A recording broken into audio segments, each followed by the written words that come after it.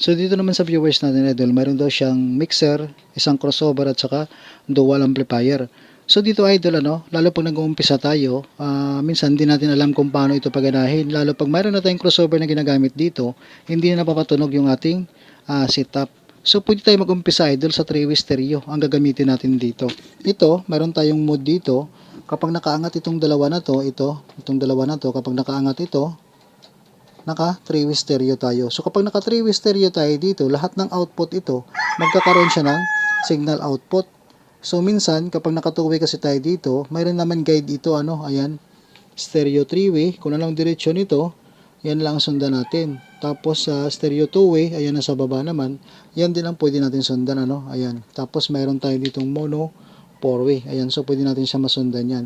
Pero kung nag-uumpisa tayo dito, mas okay din gagamitin natin itong 3-way stereo. Kahit dalawang amplifier lang gagamitin natin dito, pwede yan, pwede natin gamitin yung isang amplifier sa ating pang low, pwede sa pang mid, or pwede sa ating pang high. Low at saka high, pwede yan. Low at saka mid, pwede naman itong dual amplifier natin. Kasi sa bawat output ng ating crossover dito, mayroong control ito sa harap. May volume ang bawat output nito. Kaya kung minsan hindi natin napapatunog yan, dahil kung ano dapat yung output dito, yun din ang ibo-volume natin sa harap ng ating crossover. So ganito lang gagawin natin, dual amplifier ang gagamitin natin dito. Ang gagamitin natin ngayon connection dito, yung low at saka mid. Hindi natin gagamitin yung ating high. Okay lang yan dahil naka 3-way stereo tayo. Lahat ng output nito, mayroong signal output po yan. Yung connector na gagamitin natin dito sa ating crossover to dual amp, ito lang XLR male to dual male RCA. So dalawa ito. Mag-output tayo dito sa ating low output, channel 1, tsaka channel 2. Papunta ito ngayon sa gagamitin nating pang low na amplifier. So limbawa ito. So kung anong selector o yung audio input, dun tayo mag-input katulad nito. Itong isa, ayan. Ngayon gagamitin natin yung pang mid. Ang gagamitin natin dito, low output at saka mid output.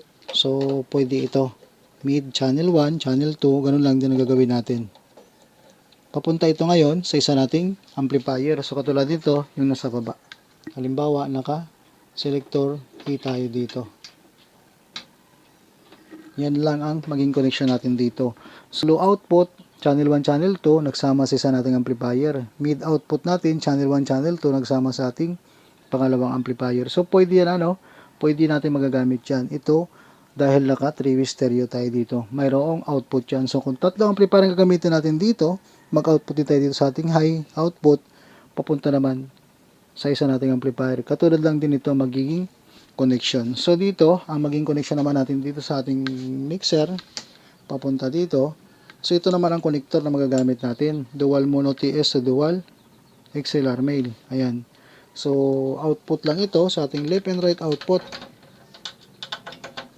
Papunta ito ngayon sa ating input channel 1, channel 2 ng ating crossover dito. Ayan. So yan ang magiging connection natin dito, idol. So tandaan natin kung ano ang mga output dito na ginamit natin. Magiging volume nito natin sa harap, gain, low at saka high din. So punta tayo sa harap ng ating crossover dito. So ito yung ating crossover, idol. Channel 1, channel 2, pareho po yan. May gain, crossover frequency, mid-high, low output, mid output at saka high output. So una-una natin gagawin dyan, itong pinaka-gain. Volume natin ito, channel 1 at saka channel 2. Ayan. So para ito sa signal na papasok dito sa ating crossover dahil meron tayong input na ginamit kanina na gagaling sa ating mixer. So ito magiging volume natin dito, idol. Ito. Kapag binilium natin itong mid output, magkakaroon ng signal yung ating mid output, yung nasa baba natin na amplifier.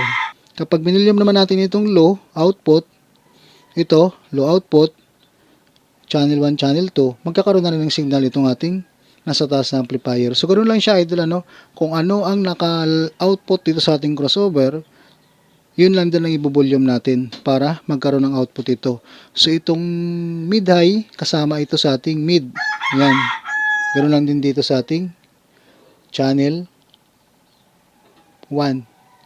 Ayan. So, yan ang maging volume natin dito. Itong high, kapag ginamit natin yung output ng ating high, saka naman natin ito volume. Ganoon lang siya, idol, para magkaroon ng output. Importante dito, gain at kung anong output ng ating crossover dito, doon lang tayo ko-control para magkaroon siya ng output. Dahil naka 3-way naman tayo, lahat ng output po yan magkakaroon ng signal output. Ganun lang ang ating crossover dito. Yan lang muna idol, mixer, crossover to dual, amplifier.